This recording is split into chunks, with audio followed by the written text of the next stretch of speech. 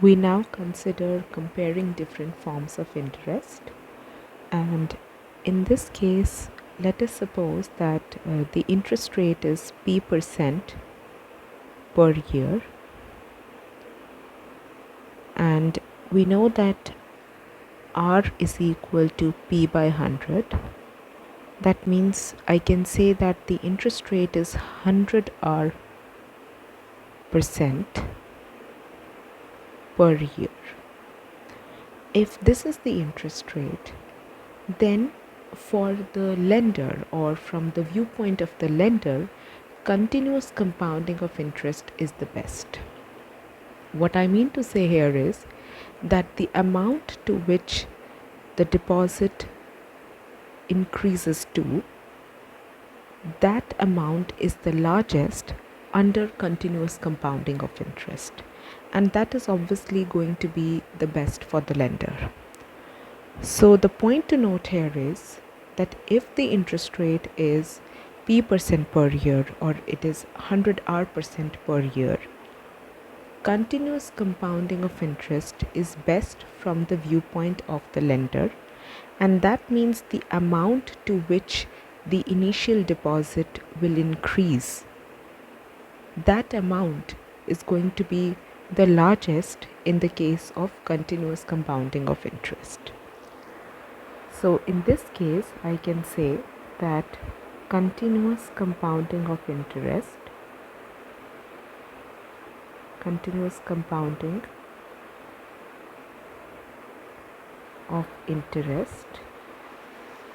is best for the lender.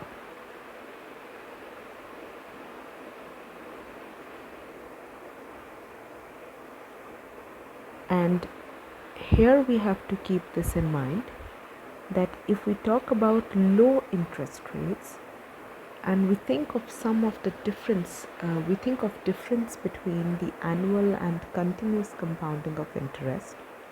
For low interest rates, this difference is going to be quite small, and this is something we can see from a question, that if the interest rate is low, then the difference between annual compounding of interest and continuous compounding of interest, that difference is going to be small.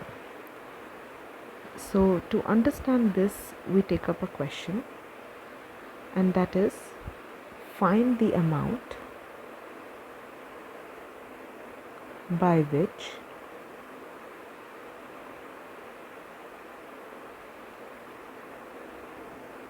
$1 increases in a year when the interest rate is 8% per year and interest is added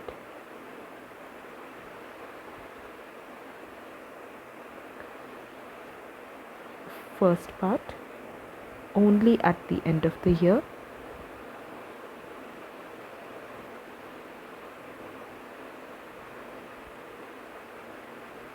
second part at the end of each half year,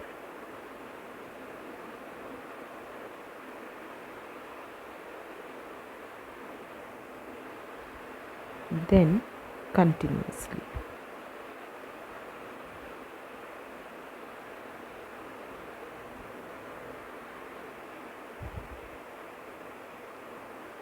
Now in this case, my R is equal to, so if I write interest rate is 8% per year, so that is my P, and R is nothing but P by 100, so R is going to be 0.08, and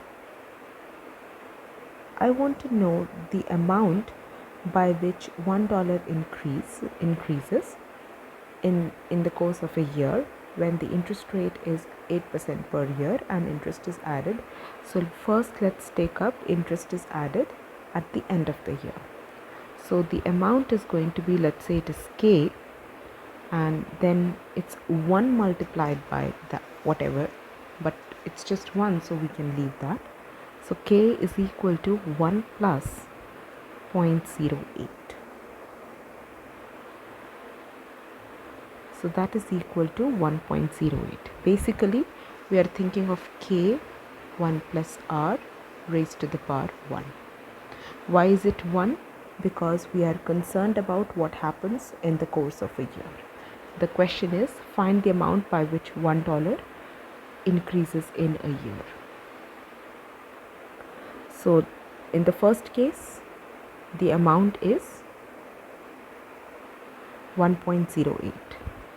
In the second case, it is 1 plus, when I say it is added at the end of each half year, that means now the interest is 0.08 by 2. So it's k multiplied by 1 plus r by 2 raised to the power 2, because now there are, when I think of interest being added at the end of each half year, that means in 1 year interest is added 2 times. So it is 0.08 by 2, this raised to the power 2, and this will give us 1.0816. Let's take up the next part. Interest is added continuously. Now in this case, k will be equal to 1 multiplied by e raised to the power r. So it will be e raised to the power r, and that r I know is 0.08. So it's e raised to the power 0.08. This is approximately equal to, so you can use the calculator, and we see that this is approximately equal to 1.08329.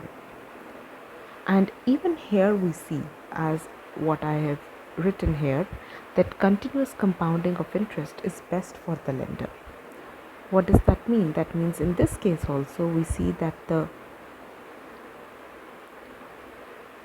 in this case this is the highest, and this is associated with continuous compounding of interest.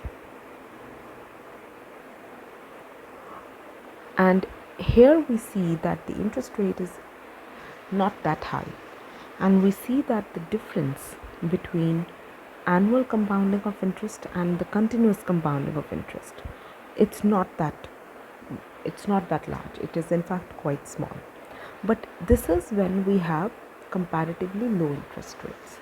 So let's say if we increase the interest rate, then what happens? If I increase the interest rate, and in fact if I also increase the number of years over which the interest is going to accumulate, the point to note here is, here we are just thinking of what happens after 1 year.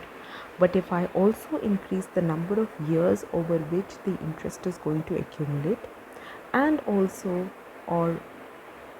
I also increase the interest rate, then that difference between annual compounding of interest and continuous compounding of interest, then there is going to be that much of a difference. The point to note is, then that difference is going to increase. So here what we see is that, number one, we just have a year over which our interest is being accumulated. Second, the interest rate itself is comparatively low. So here we see that the difference between yearly and continuous compounding of interest is not much. It is quite small. It's, here I see that I have 1.08, here I see it's 1.08329 approximately. But if we increase the interest rate, or if we increase the number of years over which the interest is going to be accumulated, then that difference between yearly and continuous compounding of interest, then that difference is going to increase. So this is something we have to keep in mind. Next, I want to take up a topic wherein we are going to consider the concept of effective interest rate.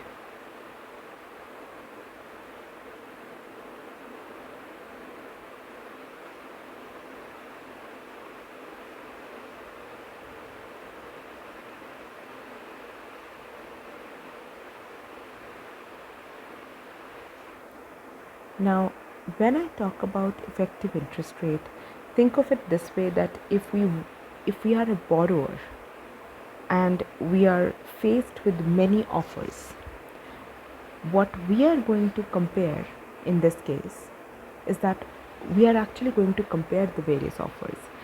Let's suppose I want to take out a loan. I am a borrower. So I am going to compare the various offers that are offered in the market. And here, when I make such comparisons as a borrower, or even if I can also think of a lender also, either from the viewpoint of a borrower or from the viewpoint of a lender, if we have some of the offers available in the market, we are going to compare among those offers. We are going to compare those offers. And herein lies the concept of effective interest rate, wherein this concept then becomes very important. So what I'm trying to say is that if we are a borrower and we want to take out a loan, we are going to be faced with several offers from various financial institutions, and we need to compare those offers. And there, the concept of effective interest rate assumes importance. Also, if we are a lender and there are various kinds of schemes put out by various financial institutions, and even in this case we have to compare the offers put out by various financial institutions, even from the viewpoint of a lender. And even in this case, the concept of effective interest rate is going to assume importance. So let's suppose there is an offer that actually implies a yearly interest rate of P% per year. In fact, let's say there is an offer that implies a yearly interest rate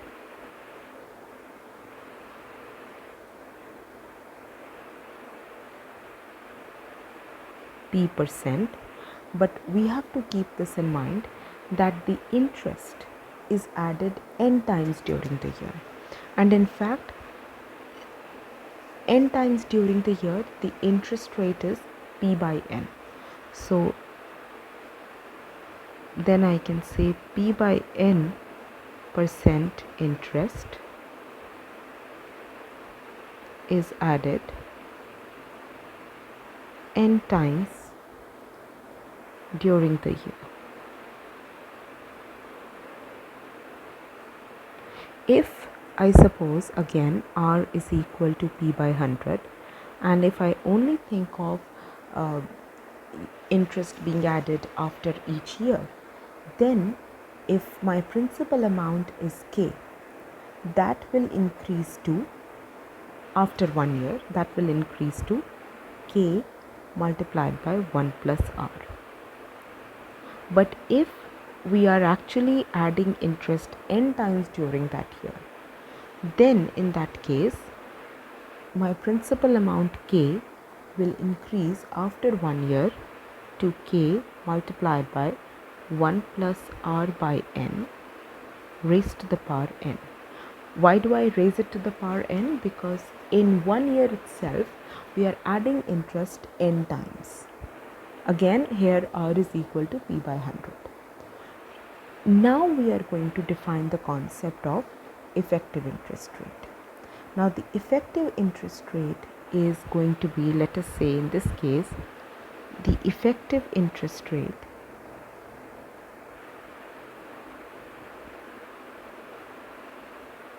let's say it is P. What is this? This is the annual percentage interest rate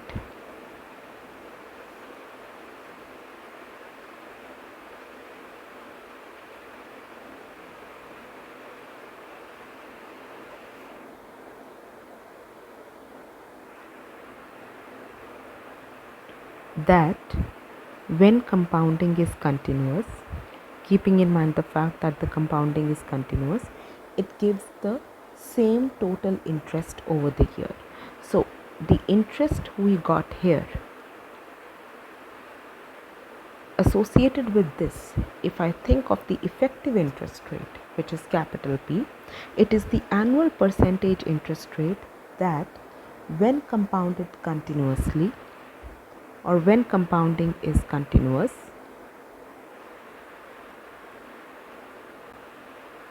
gives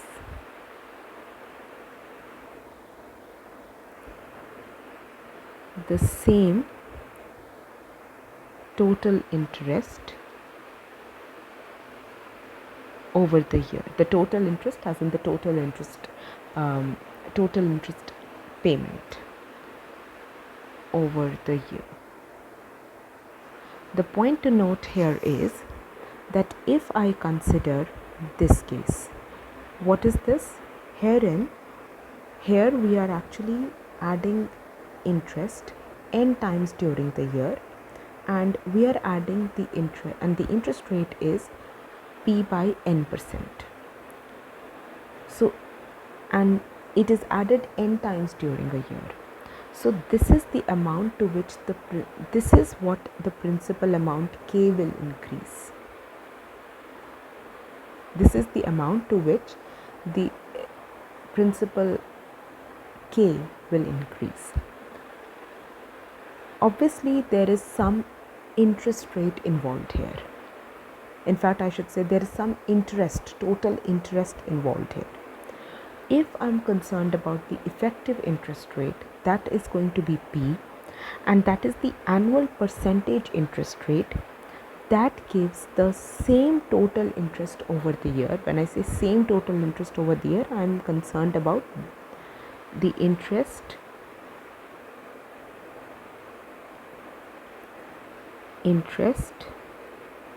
associated with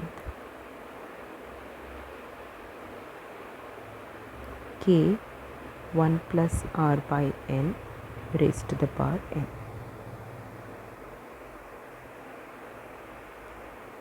So let's suppose, if I'm concerned about the effective interest rate P, it is the annual percentage interest rate.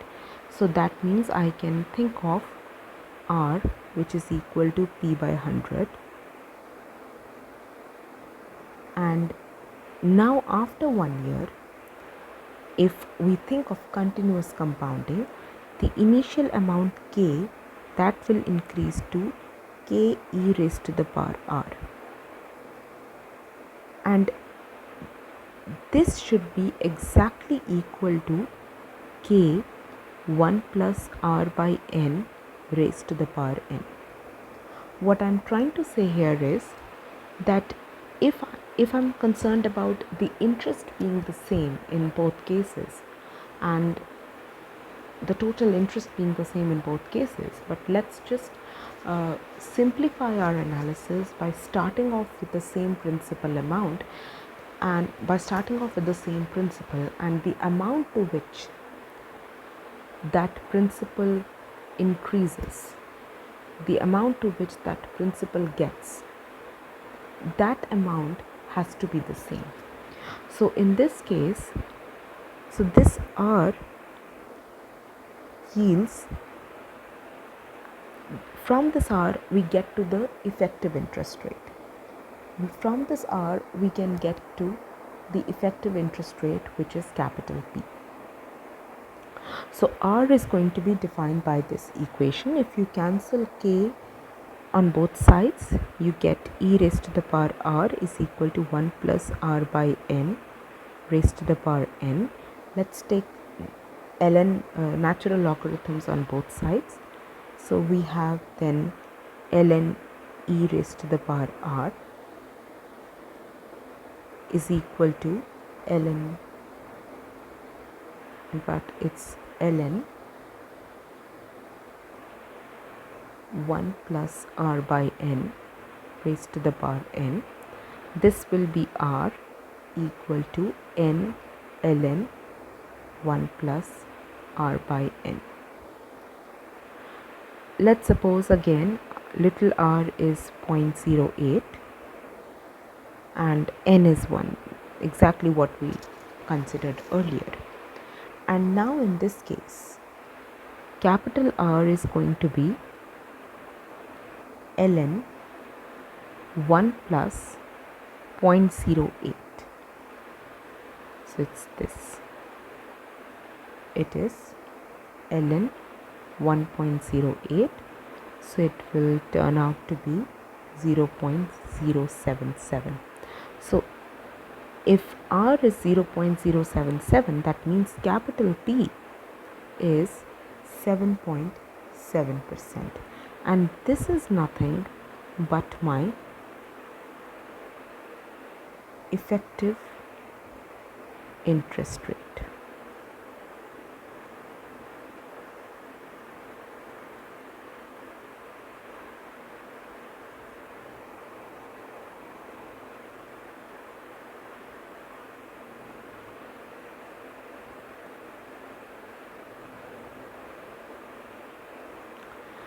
This is something to note, that when I talk about the effective interest rate, it is associated with the fact that we are concerned about an annual percentage interest rate, and in the background, compounding is continuous.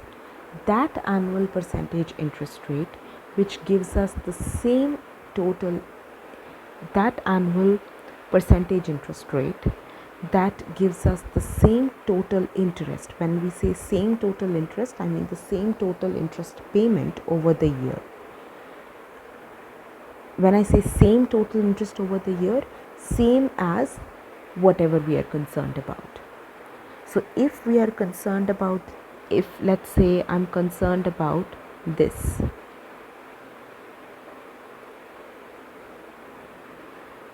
case, here what is the effective interest rate? When I say here what is the effective interest rate, so obviously in this case I know that after 1 year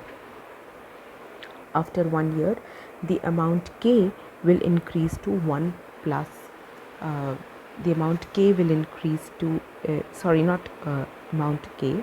Here I know that after 1 year $1 will increase to 1 plus 0.08. And what is this? In this case, it is 1.08. And here it is what $1 gets to after, as in it here when I talk about 1.08, it is what $1 gets to in 1 year. When I talk about the effective interest rate, let's say we are concerned about the interest. Here the interest is added after 1 year. There, when I talk about the effective interest rate, suppose we are thinking of the interest being added n times during the year. And if we are thinking of interest being added n times during the year, the total interest payment associated with this, we keep that in mind, and we have to associate that total interest payment with the fact that, let's suppose the interest is compounded continuously, and if I'm concerned about interest being compounded continuously, then what is the annual percentage interest rate that gives us the same total interest payment over the year as this? So that means I would have to, in this case, I would have to equate this with the fact that I have the same, obviously, principal amount, and I'm concerned about the continuous compounding. So e raised to the power, then I should write e raised to the power r. And capital P, which is the effective interest rate, which is the annual percentage interest rate, so that is going to be this R divided by 100. So if I equate this with this expression, and then what I get as capital R, from that capital R we can get to capital P. and that is nothing but my effective rate of interest. If that is nothing but my effective interest rate. So the point to note here is, if I'm concerned about the yearly interest rate of,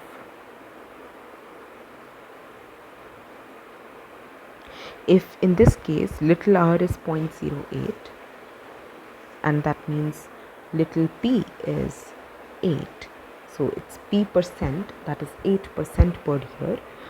N is 1. Now here we have taken n as 1.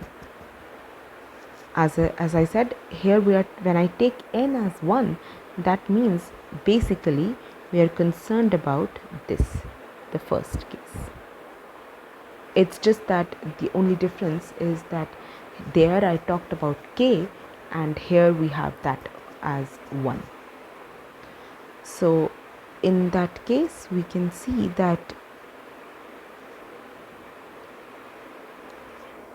this yearly interest rate of 8% that we have, that actually corresponds to an effective interest rate of 7.7%, and in the backdrop we have to consider continuous compounding in this case. With continuous compounding, the effective interest rate is actually 7.7%.